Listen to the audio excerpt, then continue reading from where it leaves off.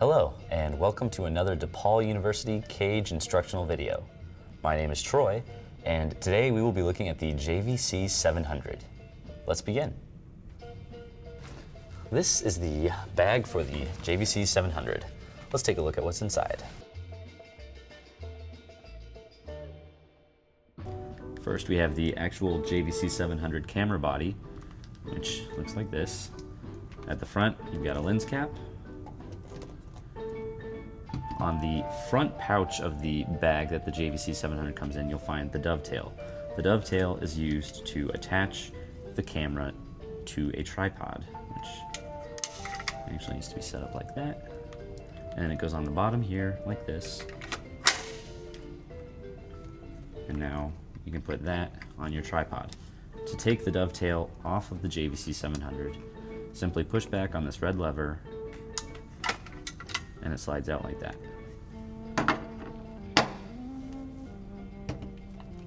Not included in the bag typically is a battery, so make sure that you ask for a Anton battery every time you check out a JVC700. But included in the bag, however, is a charging hub for the battery.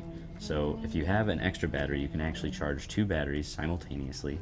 They go in the hub like this. And also located in the bag is a DV cable so that you can plug that into the battery charging hub and then that into the outlet.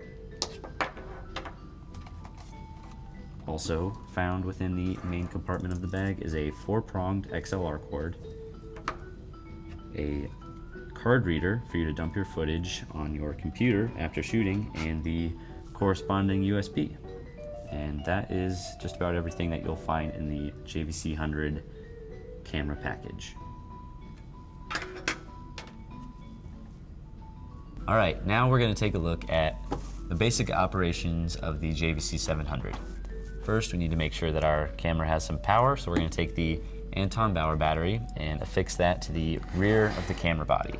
So here we've got our slots. The battery clicks into place there. We're going to make sure that the camera is on by going to the right side of the camera body, and located beneath the ND filter and the gain switch, we will find a left and right toggle switch for on and off. You can tell that it's on because this ring will light up blue, and now your camera has power. So the next thing that we're going to do is make sure that the memory cards on here are white. Now we're going to take a look at formatting the memory cards, which we do by navigating through the menu on the LCD screen. The LCD screen is on the left side of the camera body, which just comes out right here like this. Menu is found right next to your blue illuminated disc when the camera is on. We'll hit menu, and then on the disc we can use the down arrow to navigate through the menu down to media right here. Select media with the center button on the dial, format media, and it's going to give you two options: format slot A or format slot B.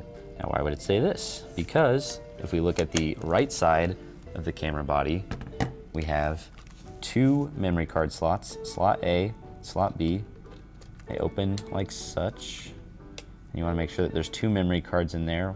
The memory cards are provided by the cage, so if they're not there, make sure to say something, otherwise you're not recording onto anything. Close those up. So we're going to go back to the menu on the LCD screen. So we're going to get format slot A. It'll show you how much free space is on the memory card, which right now it's completely empty, but for the sake of this exercise, we're going to hit format, and it'll show you formatting A. This means it is erasing whatever data is on the card. And we'll go to complete. We'll do the same for slot B. And the reason we do this is so that when you check out your camera, you don't start recording and fill up the card and have half of your card be filled up with the footage of somebody else's shoot that used the camera before you. Which means it's important when you return a camera to also format the card so that it's empty, but also to dump your footage off of the memory cards before returning the camera, because if you forget to do so, you're probably not going to be able to come back and get your footage because somebody will have already erased it off the memory cards. So that's how you format the cards, and make sure that you have a clean slate to begin recording your shoot. Great, now we're going to talk about using audio, running audio on the JVC700. First, we're going to take a look at the right side of the camera body, and over here we've got our inputs, input 1 and input 2. Input 1 generally is going to have an XLR. There's 2 XLR ports here. Input 1 typically runs to your onboard microphone, which will record your audio straight to the memory cards here. And input 2 is for a second XLR cord that you can have running to an external microphone to get either a lav or a higher audio quality from whatever you're shooting. And then on the back of the camera body, right here, there is a little plug, and the plug can be used to plug in headphones. So we got some headphones here. Those go in right there, like so. And on the opposite side of the XLR inputs on the camera body, we've got our audio channels, which will actually dictate the levels of the audio that your microphones are picking up. Those are going to be found right underneath the status and cancel buttons. You've got channel 1 and channel 2, which correspond with your channel 1 and channel 2 XLR cords on the opposite side of the camera body.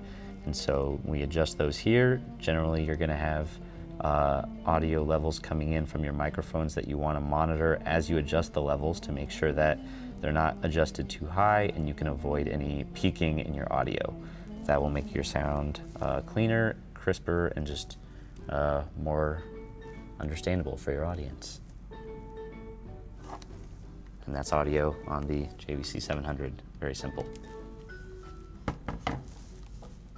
All right, and that is the JVC700. Thanks for watching, and we'll see you next time.